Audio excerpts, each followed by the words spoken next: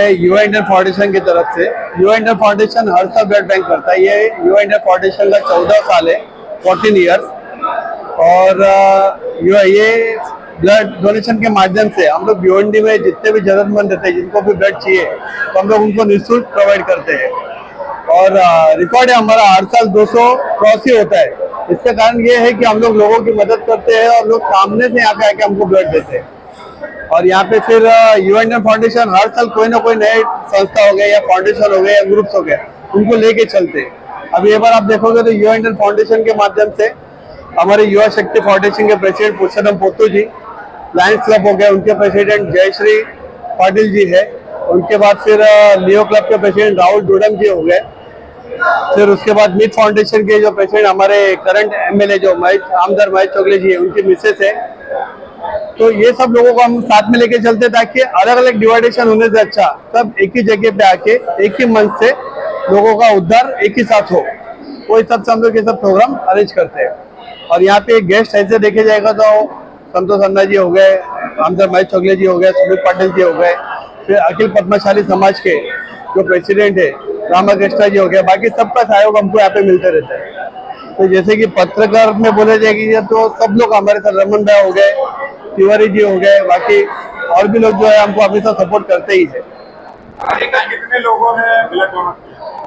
अभी तक देखो सुबह 10 बजे से चालू हुआ था, अभी 1 बजने में 10 मिनट बाकी है। अभी 115 क्रॉस हो गया है।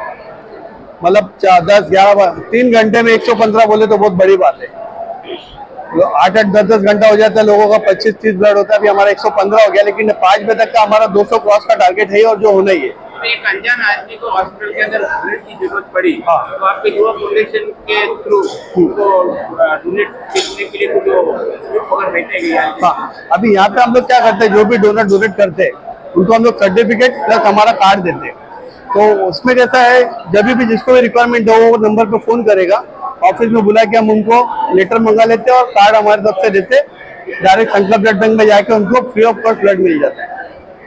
ये युवा फाउंडेशन ज्यांनी गेले 14 वर्ष जे ब्लड कॅम्पचं आयोजन करतात, असे त्यांचे सगळे फाउंडेशनचे पदाधिकारी,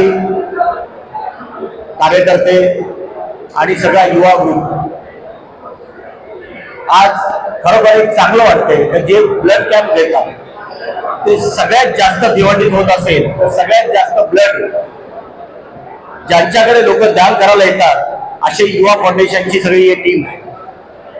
कारण का आम्ही पण दरवर्षी काही ना काही ब्लड कॅम्पचं हे घेतो, पण ज्या आमच्या अर्ध्यापर्यंत जातात, पण हे सगळ्यांची एकी असल्यावर हे दुप्पट तिप्पट हे लोक करतात। म्हणजे एक चांगली, म्हणजे मनापासून त्यांच्या मनात एक चांगली भावना आहे आणि एक सगळं म्हणजे आम्ही राजकारणात बीजेपी माध्यमातून करतो, पण ते असं नाही करत, ते सगळ्या समाजाला, सगळ्या पार्टींना, सगळ्या पार्टीचे कार्यकर्ते, सगळ्या समाजाचे कार्यकर्ते ते घेऊन एक कार्य करतात। ते समाजकार्य एकदम अतिशय एकदम उत्कृष्ट आहे। कारण का आपल्याला समाजासाठी काहीतरी करायचं असते, तर समाजासाठी काय करताना आपण जास्त करून राजकारणात जातो, राजकारणाच्या माध्यमातून आपल्याला बळ मिळते आणि आपण लोकांची कामं करतो। पण हे कुठलंही राजकारणाचा राजनीतिक बळ नसताना स्वतःच्या हिमतीवर स्वतःचे पैसे काढून स्वतः एकत्र येऊन जे काम करतात त्यांचं खरोखर मनापासून अभिनंदन करतो। बहुतेक लोक आपण बघतो का पैसे कशाला काढतो, का पार्टी करायला पैसे काढतो, फिरायला जायला पैसे काढतो, पण हे पैसे काढतात एक समाजाच्या कामासाठी काढतात, समाजाच्या ह्याच्यात काय भलं होईल यासाठी काढतात। मग एवढं चांगलं काम ते करतात।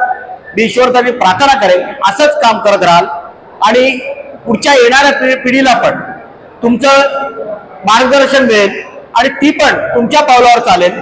कारण का प्रत्येक काम होत असते, पण त्याला कोणी ना कोणी बॅकिंग पाहिजे असते। तर एकदा तुमच्यामध्ये एक सवय असते, जो ज्या सवयीकडे जाईल त्या सवयीकडे लोक जातात। कोण दारू पिणार असेल त्याच्याबरोबर फिरला तर तो दारू पिण्याच्या जरा त्याच्या नादी लागतो, पण जो चांगल्या व्यक्तीच्या मागे जाईल तर तो चांगली कामं करायच्या व्यक्तीच्या मागे लागेल।